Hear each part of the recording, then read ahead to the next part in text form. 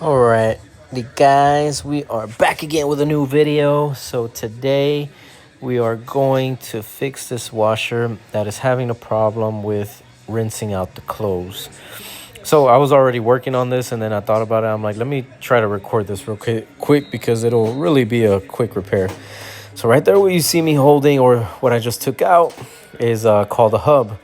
The hub is basically what helps the wash plate and the spin basket attach themselves to each other. So when it comes to the rinse and spin, it can actually rinse and spin the clothes out.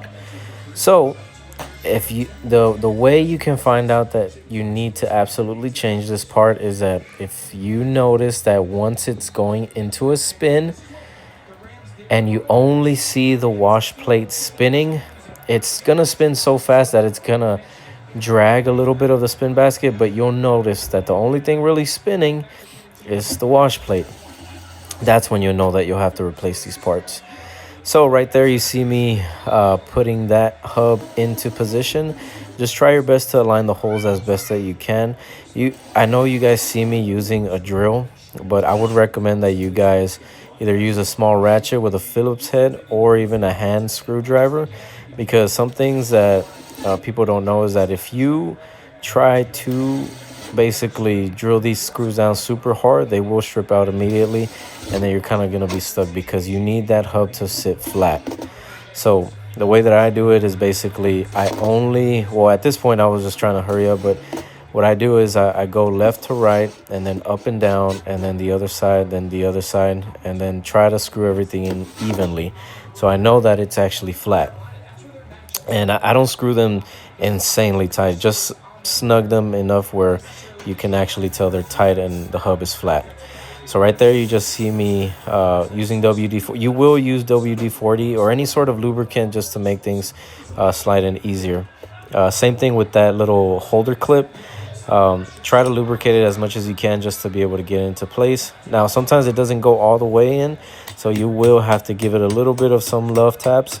And just be careful, because sometimes when you tap it, it will crack in half, but don't panic. If you hit those, if it cracks in half, obviously you have two pieces now.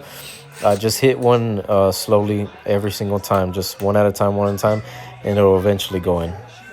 So that is the wash plate, and the screw that it has, I believe it's either a 10 millimeter or an 11 millimeter.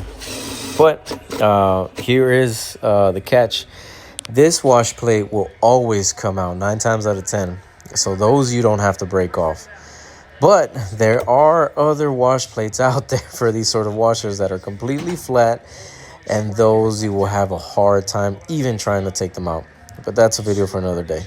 So right there you see me putting into diagnostics. So it's 3 times to the right, 1 time to the left, and then 1 time to the right.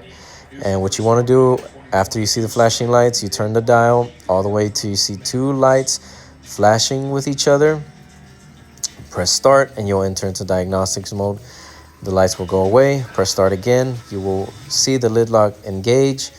You want to turn it once to the left, or basically turning it to the right where you're turning left.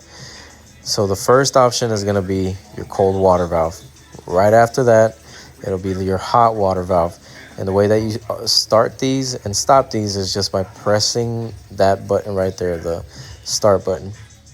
Now after that, you look for the drain pump, and it's the ones with all the 3 lights put together, and then it'll start to drain. This is one of the easiest way to diagnose these sort of washers. When you see this sort of setup, try to put it into manual diagnostics mode, because that you'll kind of get rid of all the major components in the washer, and then you'll be like, okay, I know what it is and I know what it's not.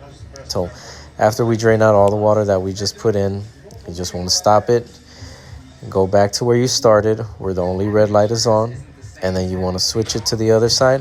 And the very first one, you press start. That's going to engage the wash plate, where it's going to start agitating on its own. So it does take a little bit of time to engage, so don't panic. So give it maximum maybe like a 40 seconds or so. You'll hear little noises, the pulley or the actuator pulling the pulley and going into engagement, and then you'll hear it actually start. when it's gonna go. There you go. It's agitating, agitating. Now you're gonna stop this one, and then after you stop it, you're gonna go to the next one, and that one is basically the same thing. It's just agitating at a faster speed. There. Now after this one, it is when the hub comes into place. So the next one is basically it's gonna spin the whole thing out. So wash plate and spin basket will engage together, allowing all the clothes to rinse out. So like, remember what I told you guys. The way you can kind of tell if you need to replace your hub is that if it's going into a spin and the only thing spinning is your wash plate, then that's when you need to replace the hub. But other than that, easy repair. So just, leave a comment. I appreciate all the views that you guys give me. But until we meet again, until the next repair, I always want to say thank you, thank you, thank you. And I can't wait for y'all to come again. Peace.